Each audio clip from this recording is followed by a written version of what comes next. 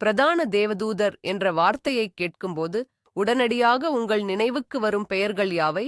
நீங்கள் 99% பேர் மிக்கேல் மற்றும் கபிரியேல் ஆகியோரின் பெயர்களைத்தான் சொல்வீர்கள் என நான் உறுதியாக நம்புகிறேன். இது ஆச்சரியப்படுவதற்கில்லை, ஆனால் இது ஒரு மிகப்பெரிய ஒளிரும் பனிப்பாறையின் நுனி மட்டுமே என்று நான் சொன்னால் என்ன செய்வீர்கள்? இந்த பிரபஞ்சத் திரைக்குப் பின்னால் உதவிக்கு வரத் தயாராக இருக்கும் மற்றுமொரு மகா சக்தி வாய்ந்த சக்திகள் செயல்படுகின்றன என்று சொன்னால், இன்று நாம் அந்த மர்மத்தின் திரையை விலக்கி நீங்கள் நிச்சயமாக அறிந்து கொள்ள வேண்டிய 7 மகா தேவதூதர்களைப் பற்றி தெரிந்து கொள்ளப் போகிறோம். இந்த வீடியோவுக்குப் பிறகு விண்ணுலகம் பற்றிய உங்கள் பார்வை நிச்சயமாக மாறிவிடும் என்று நான் உறுதியளிக்கிறேன். நீங்கள் தயாரா? நம்முடைய இந்த 7 கதாநாயகர்களை சந்திக்கும் முன் ஒரு நிமிடம் நம் அறிவை ஒருங்கிணைத்துக் கொள்வோம். பெரும்பாலான உலக மரபுகளில் தேவதூதர்கள் என்பவர்கள் உயர்வான உணர்வு அல்லது கடவுளுக்கும் மனித குலத்திற்கும் இடையில் மத்தியஸ்தம் செய்யும் ஆன்மீக உயிரினங்களாக கருதப்படுகிறார்கள். அவர்களுடைய படிநிலை சிக்கலானது, பன்முகத்தன்மை கொண்டது. அதில் பிரதான தேவதூதர்கள் ஒரு மிக உயர்ந்த இடத்தை பிடித்துள்ளனர். அவர்கள் விண்ணுலக ராஜ்யத்தின் தளபதிகள் மற்றும் அமைச்சர்கள் போன்றவர்கள். விண்ணுலகப் படையின் தலைவராக மிக்கேலும் பிரதான தெய்வீகத் தூதராக கபிரியேலும் ஆபிரகாமிய மதங்களின் புனித நூல்களில் தங்கள் முக்கிய பங்களிப்பின் காரணமாக நம்ப முடியாத புகழை பெற்றுள்ளனர். அவர்களின் பெயர்கள் எல்லோர் வாயிலும் உள்ளன. அவர்களின் உருவங்களும் பரவலாக அறியப்பட்டவை. ஆனால் இது மற்ற பிரதான தேவதூதர்களின் முக்கியத்துவத்தை சற்றும் குறைத்து மதிப்பிடவில்லை. ஏனென்றால் அவர்களின் செல்வாக்கு நம்முடைய வாழ்வின் ஒவ்வொரு அம்சத்தையும் முழுமையாக கையாளுகிறது. சரி, நமது பயணத்தைத் தொடங்குவோம். நாம் முதலில் சந்திக்கப் போவது பரலோகத்தின் மருத்துவர் என்றும் முதன்மையான குணப்படுத்துபவர் என்றும் அடிக்கடி அழைக்கப்படுபவரைத்தான் சந்திக்கலாம். அவர்தான் தலைமை தேவதூதர் ரஃபேல். ஹீப்ரூ மொழியில் அவரது பெயரின் அர்த்தமே கடவுள் குணப்படுத்துகிறார் அல்லது கடவுளின் குணப்படுத்தும் சக்தி என்பதாகும். இது வெறும் பெயர் மட்டுமல்ல, இதுவே அவரது நேரடி பணி. உடல், மனம், உணர்ச்சி மற்றும் ஆன்மீகம் என அனைத்து மட்டங்களிலும் குணப்படுத்துவதற்கு ரஃபேல் பொறுப்பு வகிக்கிறார். உங்களுக்கு உடல் ரீதியான நோய் இருந்தாலும், மனவேதனை இருந்தாலும் அல்லது வாழ்க்கை திறனை இழந்திருந்தாலும் நீங்கள் உதவிக்காக ரஃபேலைத்தான் அணுக வேண்டும். அவரது ஆற்றல் மென்மையான மரகத பச்சை நிற ஒளி ஆகும். இது ஒவ்வொரு செல்லுக்குள்ளும் சென்று நல்லிணக்கத்தையும் ஆரோக்கியத்தையும் மீட்டெடுப்பதாக நம்பப்படுகிறது. கத்தியுடன் இருக்கும் அறுவை சிகிச்சை நிபுணராக இவரை பார்க்காதீர்கள். மாறாக எந்த ஒரு நோயின் மூல காரணத்தையும் துல்லியமாக அறிந்த ஒரு ஞானமுள்ள மருத்துவராக இவரை கற்பனை செய்து பாருங்கள். அவர் அதை முழுமையாக களைந்தெடுக்க உங்களுக்கு உதவுகிறார். அதிதூதர் ரஃபேல் பற்றிய குறிப்புகளை நாம் எங்கே காண்கிறோம்? ஆர்த்தடாக்ஸ் மற்றும் கத்தோலிக்க மரபுகளில் பழைய ஏற்பாட்டின் ஒரு பகுதியாக கருதப்படும் தோபித்து நூலில்தான் அவருடைய மிக முக்கியமான வரலாறு விரிவாக பதிவு செய்யப்பட்டுள்ளது. இந்த கதையில் ரஃபேல் மனித உருவம் எடுத்து தோபியா என்ற இளைஞனுக்கு துணையாகவும் வழிகாட்டியாகவும் செல்கிறார். நீண்ட அபாயகரமான பயணத்தில் அவர் தோபியாவை பாதுகாத்தது மட்டுமல்லாமல் அவருடைய தந்தையின் பார்வை குறைபாட்டை நீக்கி குணப்படுத்தினார். மேலும் தோபியாவின் வருங்கால மனைவியான சாராவுக்குள் இருந்த தீய ஆவியையும் விரட்டினார். ரஃபேலின் பன்முகத்தன்மையை இந்த நிகழ்வு மிகத் தெளிவாக விளக்குகிறது. அவர் வெறும் குணப்படுத்துபவர் மட்டுமல்ல, பயணிகளை காக்கும் பாதுகாவலர், வழிகாட்டி மற்றும் வாழ்வில் சரியான பாதையை கண்டுபிடிக்க உதவும் ஞானமிக்க போதகராகவும் திகழ்கிறார். அவர் பெரும்பாலும் பயணிகளின் ஊன்றுகோல் ஒன்றையும் குணப்படுத்தும் தைலம் உள்ள கலசம் ஒன்றையும் ஏந்தியவாறு சித்தரிக்கப்படுகிறார். இது வாழ்க்கை பயணத்தில் துன்பப்படுபவர்களுக்கு எந்நேரமும் உதவத் தயாராக இருக்கும் அவருடைய தயாள குணத்தை சிறப்பாக சித்தரிக்கிறது. அப்படியென்றால் ராஃபேலை எப்படி அணுகுவது? ஆன்மீக பயிற்சிகளின்படி அவருடன் தொடர்பு கொள்ள சிக்கலான சடங்குகள் தேவையில்லை. ஒரு உண்மையான கோரிக்கையோ அல்லது பிரார்த்தனையோ போதுமானது. பலர் மரகத பச்சை நிற ஒளி தன்னையோ அல்லது நோயுற்ற ஒருவரையோ சூழ்ந்திருப்பதாக கற்பனை செய்து அந்த குணப்படுத்தும் ஆற்றலை மிகவும் தேவைப்படும் இடத்திற்கு ராஃபேல் செலுத்தும்படி வேண்டுகிறார்கள். மேலும் மருத்துவர்கள், செவிலியர்கள், குணப்படுத்துபவர்கள் என மருத்துவத்துடன் தொடர்புடைய அனைவருக்கும் ராஃபேல் பாதுகாவலராக கருதப்படுகிறார். சரியான நோயறிதல் மற்றும் தகுந்த சிகிச்சையை தேர்ந்தெடுக்க அவருடைய கரங்களை வழிநடத்தி அவர்களுக்கு தேவையான ஞானத்தை அவர் வழங்குவதாக நம்பப்படுகிறது. எனவே நீங்களோ அல்லது உங்கள் அன்புக்குரியவர்களோ உடல்நலப் பிரச்சினைகளை எதிர்கொண்டால் இந்த வலிமைமிக்க சொர்க்கத்து குணப்படுத்துபவரை நினைவில் கொள்ளுங்கள். நீங்கள் நினைப்பதை விட அவருடைய உதவி உங்களை நெருங்கி வரலாம். உடல் மற்றும் ஆன்மாவின் ஆரோக்கியத்திலிருந்து இப்போது மனதின் குணப்படுத்துதல் மற்றும் ஞானத்தை நோக்கி நகர்வோம். நமது அடுத்த விருந்தினர் தலைமைத் தேவதூதர் ஊரியல். அவரது பெயர் இறைவனின் ஒளி அல்லது இறைவனின் அக்னி என்று பொருள்படுகிறது. மேலும் மிகவும் ஞானமுள்ள தேவதூதர்களில் ஒருவராக இவர் கருதப்படுகிறார். ஊரியல் ஒரு வானியல் தத்துவஞானி, தீர்க்கதரிசி மற்றும் புனித இரகசிய அறிவின் பாதுகாவலராவார். ரஃபேல் ஒரு மருத்துவர் என்றால் ஊரியல் மிகச் சிறந்த பேராசிரியர். பேரண்டத்தின் சிக்கலான தத்துவங்களைக் கூட எளிமையான சொற்களால் விளக்கக்கூடிய மேதை இவர். தகவல், ஞானம், தீர்க்க தரிசனங்கள், ரசவாதம் மற்றும் தெய்வீக பேரொளி ஆகியவை இவரது பொறுப்புத் துறைகளாகும். நீங்கள் ஒரு இக்கட்டான சூழ்நிலையில் இருக்கும்போது, சிக்கலான பிரச்சினைக்கு தீர்வு காண முடியாமல் தவிக்கும்போது, ஆக்கப்பூர்வமான உத்வேகத்தை நாடும்போது அல்லது உங்களை புரிந்து கொள்ள முயலும்போது ஊரியல்தான் அந்த சூழ்நிலையில் வெளிச்சம் பாய்ச்சி ஒரு வழிகாட்டும் துணையை வழங்க முடியும். ஊரியல் மிகவும் மர்மமான ஒரு தூதராக கருதப்படுகிறார். மிகாவேல் அல்லது காபிரியேலைப் போல இவர் அதிகாரப்பூர்வமான விவிலிய நூல்களில் அடிக்கடி குறிப்பிடப்படுவதில்லை என்றாலும் ஏனோக்கின் புத்தகம் போன்ற மறைநூல்களில் இவரது இருப்பு வலுவாக பதிவாகியுள்ளது. அங்கே அவர் ஏனோக்கிற்கு வானுலகத்தின் வழிகாட்டியாகச் செயல்பட்டு பிரபஞ்சத்தின் அமைப்பு, நட்சத்திரங்களின் இயக்கம் மற்றும் மனிதகுலத்தின் தலைவிதி ஆகியவற்றை விளக்குகிறார். அறியாமை இருளைக் கிழித்தெறியும் திடீர் வெளிப்பாட்டின் அடையாளமாக ஊரியேல் பெரும்பாலும் இடியுடனும் மின்னலுடனும் தொடர்புபடுத்தப்படுகிறார். அவரது ஒளி மென்மையான பிரகாசம் அல்ல, அது ஒரு நொடியில் எல்லாவற்றையும் மாற்றியமைக்கும் ஞான ஒளியின் பிரகாசமான மின்னலாகும். இவர் பெரும்பாலும் கையில் அறிவை குறிக்கும் புத்தகத்துடனோ அல்லது சுருளுடனோ காட்சியளிக்கிறார், அல்லது எல்லா சந்தேகங்களையும் மாயைகளையும் வெட்டி எறிந்து தூய உண்மையை மட்டுமே விட்டுச் செல்லும் ஒரு நெருப்பு வாளுடனோ சித்தரிக்கப்படுகிறார். ஊரியலின் ஞானத்தை நாம் எப்படி அடைவது? அறிவு வேட்கை கொண்ட அனைவருக்கும், ஆராய்ச்சியாளர்கள், மாணவர்கள், ஆசிரியர்கள், எழுத்தாளர்கள், இவர் ஆசீர்வாதத்தை வழங்குகிறார் என்று நம்பப்படுகிறது.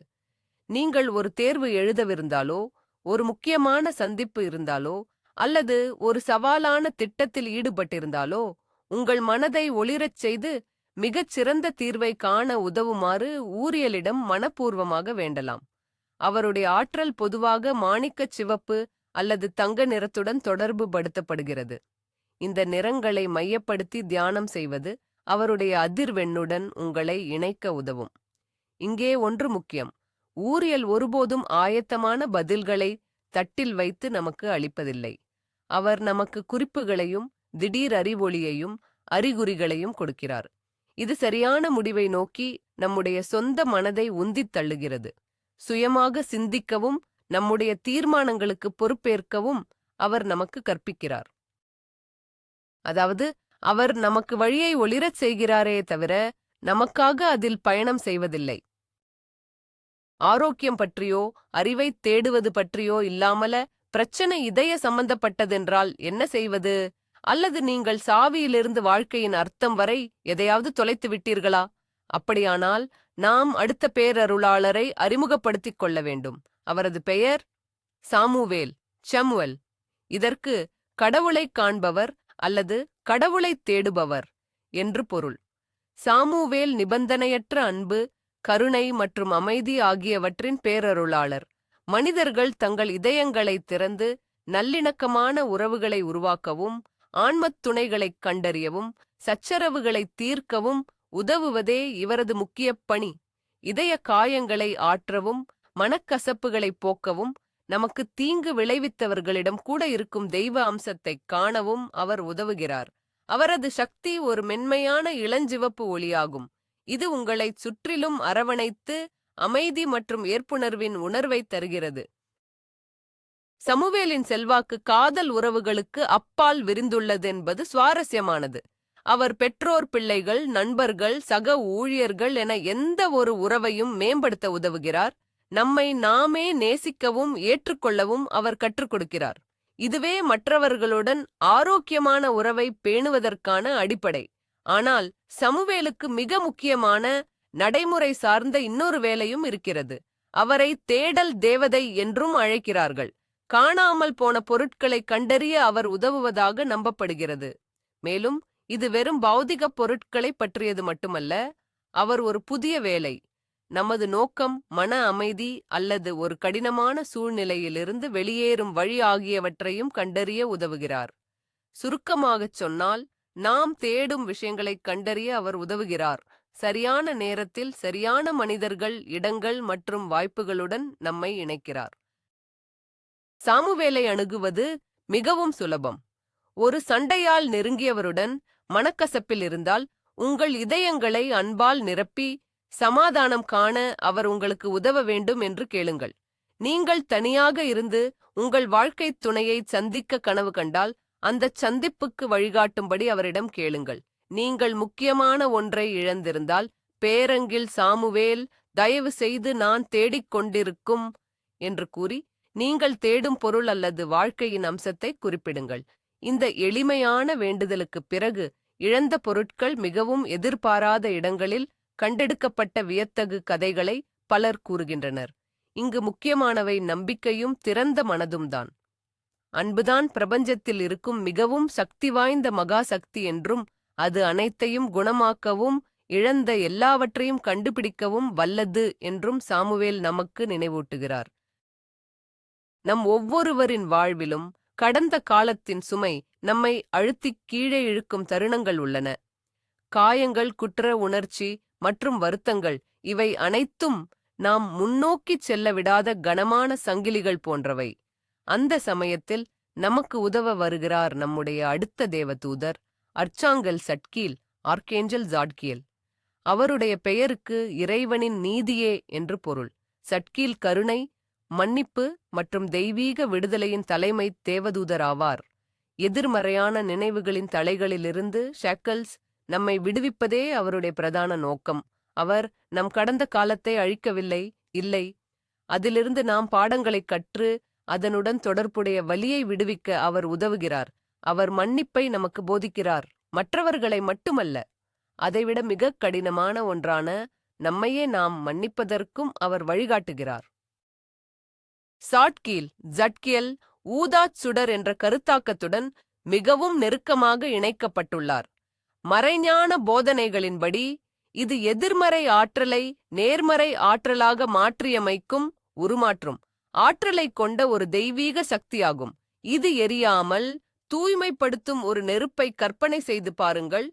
ஈயத்தை தங்கமாக மாற்றுவது போல் செயல்படுகிறது. சாட்கீலின் ஆற்றல் அப்படித்தான் இயங்குகிறது. நம்முடைய மிக வேதனையான அனுபவங்களை ஞானமாகவும் வலிமையாகவும் கருணையாகவும் மாற்ற அவர் நமக்கு உதவுகிறார். அவரது நிறம் ஊதா, வயலட் ஆகும். இது ஆன்மீகம் மற்றும் மாற்றத்தை குறிக்கும் நிறமாகும். சாட்கீல் நினைவாற்றலை மேம்படுத்தவும் உதவுவதாக நம்பப்படுகிறது. அவர் முக்கியமான தகவல்களை நினைவுபடுத்த உதவ முடியும். அல்லது இதற்கு நேர்மாறாக நம் மனதை அலைக்கழிக்கும் மற்றும் தேவையற்ற எண்ணங்களிலிருந்து விடுவித்து நாம் நிகழ்காலத்தில் முழுமையாக கவனம் செலுத்தவும் உதவுவார். சாட்கீலின் சக்தியுடன் செயல்படுவது ஒரு வலிமையான ஆன்மீக பயிற்சியாகும். இதற்கு மிக எளிமையான வழிகளில் ஒன்று தியானம்தான். நீங்கள் கண்களை மூடி ஒரு பிரகாசமான ஊதா நிறச் சுடர் உங்களை தலை முதல் கால் வரை சூழ்ந்து கொள்வதாக கற்பனை செய்யலாம். உங்களுடைய எல்லா வருத்தங்கள், பயங்கள், மனக்குறைகள் அனைத்தையும் மனதளவில் அந்தச் சுடரில் வையுங்கள். அவற்றை ஒளியாகவும் அன்பாகவும் மாற்றும்படி சாட்கீல் தேவதூதரிடம் கேளுங்கள். உங்களிடமிருந்து பாரம் குறைந்து அந்த இடத்தில் லேசான தன்மையும் அமைதியும் ஏற்படுவதை உணர்ந்து பாருங்கள். சேர்ந்திருக்கும் எதிர்மறை எண்ணங்களிலிருந்து உங்கள் சக்தி வளையத்தை தூய்மைப்படுத்த இந்த பயிற்சியை நீங்கள் தொடர்ந்து செய்யலாம். சாட்கீல் நமக்கு ஒன்றை நினைவுபடுத்துகிறார். மன்னிப்பு என்பது மற்றவர்களுக்கு தரும் பரிசு அல்ல, அது நமக்கு நாமே கொடுக்கும் வரப்பிரசாதம். உண்மையான விடுதலைக்கும் ஆன்மீக வளர்ச்சியின் பாதையில் நாம் முன்னோக்கிச் செல்லவும் இதுவே திறவுகோலாகும். உங்கள் உலகம் நிறமிழந்து மங்கலாகி மகிழ்ச்சியே இல்லாதது போல் ஒரு அழுக்குப் படிந்த கண்ணாடி வழியாக வாழ்க்கையைப் பார்ப்பது போல எப்போதாவது உணர்ந்திருக்கிறீர்களா? ஒருவேளை அந்த நேரத்தில் உங்களுக்கு எங்கள் அடுத்த பேரங்கெலாசனான ஜோஃபியல் ஆற்றல் தேவைப்படலாம். இவரது பெயரின் பொருள் இறைவனின் அழகு, டிவைன் பியூட்டி. இவர் வானுலக வடிவமைப்பாளர், கலைஞர் மற்றும் ஊக்கமளிக்கும் சக்தியாக இருக்கிறார். நம்மிடத்திலும் மற்றவர்களிடத்திலும் இயற்கையிலும் நம் சுற்றுப்புறத்திலும் அனைத்திலும் அழகைக் காணவும் உருவாக்கவும் உதவுவதே யோஃபீலின் பணி. நமது புலனுணர்வை மாசுபடுத்தும் எதிர்மறை மற்றும் குழப்பமான எண்ணங்களை அகற்றவும் அமைதி, மகிழ்ச்சி மற்றும் படைப்பாற்றல் அலைக்கு மாறவும் இவர் உதவுகிறார். ஓவியர்கள், இசைக்கலைஞர்கள், எழுத்தாளர்கள், வடிவமைப்பாளர்கள் என அனைத்து படைப்பாற்றல் மிக்கவர்களுக்கும் யோஃபீல் ஒரு ஊக்க தேவதையாக இருக்கிறார். யோஃபீலின் ஆற்றல் என்பது தூய்மை, ஒழுங்கு மற்றும் அறிவொளியின் சக்தியாகவும் இவரை பொதுவாக ஃபெங்ஷுய் தேவதை என்று குறிப்பிடுவதுண்டு. இவர் நமது எண்ணங்களில் மட்டுமின்றி பௌதீக இடங்களிலும் ஒழுங்கை ஏற்படுத்த உதவுகிறார். வீட்டில் உள்ள தேவையில்லாத குப்பைகளை அகற்றி சுத்தம் செய்து நம்மிடத்தை அழகுபடுத்துவது இவருடைய நேர்மறை ஆற்றலை ஈர்க்கும் வழிகளில் ஒன்றாகும் என்று நம்பப்படுகிறது. நம்முடைய இடத்தை நாம் சுத்திகரிக்கும்போது நாம் நமது மனதையும் சுத்திகரித்து புதிய எண்ணங்கள் மற்றும் உத்வேகத்திற்கு இடமளிக்கிறோம். அன்றாட பரபரப்பில் நாம் காணத் தவறிய அழகுகளை, அதாவது சூரிய உதயம், பறவைகளின் கானம், அறிமுகமற்ற ஒருவரின் புன்னகை போன்றவற்றை மெதுவாக கவனித்து ரசிக்க யோஃபீல் நமக்கு உதவுகிறார். இவருடைய நிறம் பிரகாசமான மஞ்சள். இது சூரியன், மகிழ்ச்சி மற்றும் ஞானத்தின் நிறமாகும். உங்களுக்கு ஏதேனும் ஒரு விதமான சிருஷ்டிகரமான தேக்கம், கிரியேட்டிவ் பிளாக் அல்லது மனச்சோர்வு இருந்தால், அல்லது வெறுமனே எதிர்மறை எண்ணங்களால் சூழப்பட்டிருந்தால் ஜோஃபியலை அழைத்து பாருங்கள். வெளியில் இயற்கையான சூழலுக்குச் சென்று சுற்றியுள்ள உலகத்தின் அழகை நீங்கள் காண அவரிடம் உதவி கேளுங்கள். சிறிய விஷயங்களில் இருந்து தொடங்கலாம். உங்கள் வேலை செய்யும் மேசையை சுத்தம் செய்யுங்கள், ஒரு அழகான பூவை வாங்கி வையுங்கள், அல்லது உங்களுக்கு பிடித்த இசையை கேளுங்கள். உங்கள் மனதை சுத்தப்படுத்தவும் அதை ஒளிமயமான நேர்மறையான எண்ணங்களால் நிரப்பவும் ஜோஃபியலிடம் வேண்டுங்கள். அழகு என்பது ஒரு ஆடம்பரப் பொருள் அல்ல, அது ஒரு இணக்கமான வாழ்க்கைக்கு மிக அத்தியாவசியமானது என்பதை அவள் நமக்கு உணர வைக்கிறாள். நம்மைச் சுற்றி அழகை நாம் உருவாக்கும்போது நமக்குள்ளும் அழகை நாம் உருவாக்குகிறோம். இதுதான் தலைமை தேவதை ஜோஃபியலின் மாபெரும் ஞானமாக இருக்கிறது. சரி, இப்போது கவனியுங்கள். நாம் இப்போது தேவதை வரிசையில் இருக்கும் மிக மிக அசாதாரணமான மேலும் மிகவும் இரகசியமான 2 பிரதான தேவதைகளை அணுகிவிட்டோம். நமது அடுத்த நாயகன் மெட்டாட்ரான். அவரில் அப்படி என்ன விசேஷம்? மெட்டாட்ரான் ஒரு காலத்தில் சாதாரண மனிதர்களாக இருந்து பின்னர் ஏஞ்சல்களாக மாறியதாக நம்பப்படும் 2 பிரதான தேவதைகளில் ஒருவர் என்பதே விஷயம். மறைக்கப்பட்ட நூல்களின்படி, குறிப்பாக ஏனோக்கின் நூலின்படி, மெட்டாட்ரான் ஆனவர் வானத்திற்கு ஏறிச் சென்ற தீர்க்கதரிசியான ஏனோக்காவார். அவரின் நேரான நீதியுள்ள வாழ்க்கை காரணமாக அவர் மிக உயர் நிலையிலுள்ள ஒரு நெருப்பு ஏஞ்சலாக மாற்றப்படும் மரியாதையைப் பெற்றார். இது அவரை மனித குலத்திற்கும் கடவுளுக்கும் இடையே ஒரு தனித்துவமான மத்தியஸ்தராக்குகிறது. ஏனென்றால் அவரை விட வேறு யாரும் மனித இயல்பையும் இப்பூமியிலிருக்கும் பாதையின் சிரமத்தையும் நன்றாக புரிந்து கொள்ள முடியாது. மெட்டட்ரானின் பங்கு வான மண்டல வரிசையில் மிகவும் மகத்தானது. அவர் பெரும்பாலும் வானுலக எழுதர் அல்லது சொர்க்கத்தின் நிர்வாகி என்று குறிப்பிடப்படுகிறார். அவர் இறைவனின் அரியணைக்கு அருகே அமர்ந்து மனிதர்களின் அனைத்துச் செயல்களையும் ஆகாஷிக் பதிவுகள் என்றும் அழைக்கப்படும் பிரம்மாண்டமான வாழ்க்கை புத்தகத்தில் பதிவு செய்கிறார் என்று நம்பப்படுகிறது. அவரே பிரபஞ்சத்தின் அத்தனை இரகசியங்களையும் பாதுகாப்பவர். கபாலாவை உள்ளடக்கிய புனித அறிவை மனிதர்களுக்கு வழங்கிய தேவதூதனாகவும் மெட்டட்ரான் அறியப்படுகிறார். வடிவவியலில் மெட்டட்ரானின் கனசதுரம், மெட்டாட்ரான்ஸ் கியூப், அவரது பெயருடன் இணைக்கப்பட்டுள்ளது. இது பிரபஞ்சத்தின் அனைத்து அடிப்படை கட்டுமான கூறுகளையும் தன்னுள் கொண்டுள்ளது என்று நம்பப்படும் ஒரு சிக்கலான புனித வடிவமாகும். இந்தச் சின்னத்துடன் பணிபுரிவது ஆற்றலை சமநிலைப்படுத்தவும் உயர்ந்த அறிவுடன் நம்மை இணைக்கவும் உதவுகிறது.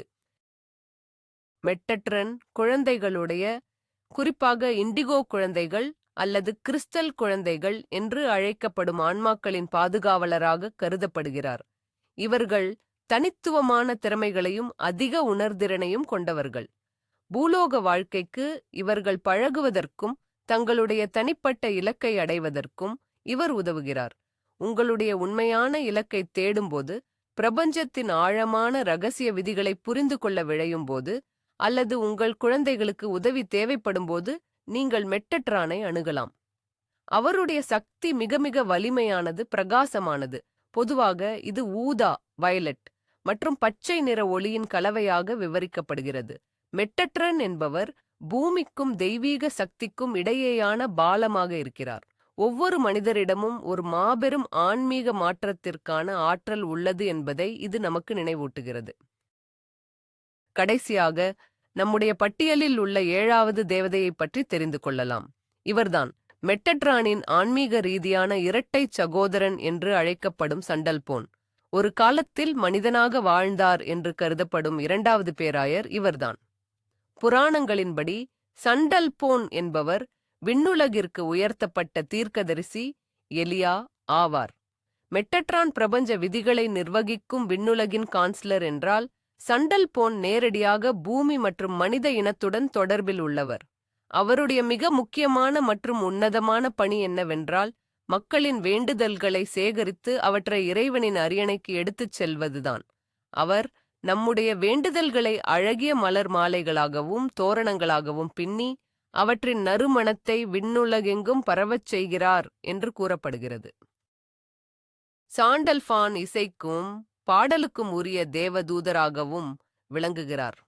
விண்ணுலகின் ஒத்திசைவுக்கு இவரே பொறுப்பு என்றும், பூமியிலுள்ள இசைக்கலைஞர்களுக்கும் இசையமைப்பாளர்களுக்கும் இவரே உத்வேகம் அளிக்கிறார் என்றும் நம்பப்படுகிறது. உங்கள் வேண்டுதல்கள் செவிசாய்க்கப்பட வேண்டும் என்றாலோ அல்லது நீங்கள் இசையில் ஈடுபட்டு உத்வேகம் தேடிக் கொண்டிருந்தாலோ, சாண்டல்பான் தான் உங்களுக்கு மிகச் சிறந்த உதவியாளர். அவருடைய ஆற்றல் மிகவும் மென்மையானது. அது மண்ணுடன் நம்மை இணைக்கக்கூடியது. மேலும் அது டர்க்வைஸ் நிறத்தில் உள்ளது. நமது கிரகத்துடனான தொடர்பை உணரவும் அதன் கொடைகளை பாராட்டவும் அவர் நமக்கு உதவுகிறார். ஒரு சுவாரஸ்யமான தகவல் என்னவென்றால், சாண்டல்பானும் மெட்டாட்ரான் மனித பிறப்பைக் கொண்டிருந்ததால் அவர்கள் பூமியிலிருந்து விண்ணுலகம் வரை பரவி நிற்கும் மிக உயரமான தேவதூதர்களாக கருதப்படுகிறார்கள்.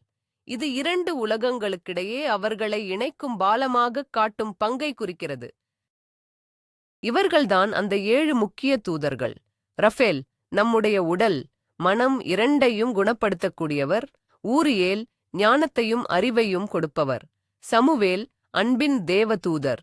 சட்கீல் விடுதலை அளிப்பவர். யோஃபீல் உத்வேகம் மற்றும் கலை ஆர்வத்தை தூண்டுபவர். இவர்களுக்கு அப்பால் ஒரு காலத்தில் மனிதர்களாக இருந்து தேவதூதர்களாக மாறிய மர்மமான சகோதரர்களான மெட்டாரன், அதாவது ஞானத்தின் பொக்கிஷம், மற்றும் சண்டல்பான் நம்முடைய பிரார்த்தனைகளை இறைவனிடம் கொண்டு சேர்ப்பவர் ஆகியோர் உள்ளனர். இப்படிப்பட்ட தனித்துவமான பணிகளைக் கொண்ட 7 அற்புதமான வானுலக உதவியாளர்கள் இவர்கள். இதன் மூலம் நாம் நினைத்திருப்பதை விட தேவதூதர்களின் உலகம் மிகவும் விரிவானது மற்றும் பன்முகத்தன்மை கொண்டது என்பதை நீங்கள் புரிந்து கொள்ளலாம். இவர்கள் வெறும் கடுமையான வீரர்கள் அல்லது அரசாங்கத்தின் செய்தியாளர்கள் அல்ல. நம்முடைய வாழ்க்கையில் குணமடைய, படைப்பாற்றல் பெற, மன்னிக்க மற்றும் நம்முடைய இலக்கை கண்டறிய உதவக்கூடிய ஒரு முழு ஆதரவு குழுவாகவே உள்ளனர். இவர்களை பற்றி தெரிந்து கொள்வது ஆன்மீக உலகத்தை பற்றிய நமது புரிதலை விரிவாக்குவதுடன் நம் வாழ்வில் புதிய பலம் மற்றும் உத்வேகத்தின் மூலங்களை நாம் கண்டறியவும் வாய்ப்புள்ளது. இந்த வீடியோவை இறுதி வரை பார்த்ததற்கு மிக்க நன்றி. உங்களுக்கு இது பயனுள்ளதாக இருந்திருந்தால் மறக்காமல் லைக் செய்யுங்கள்.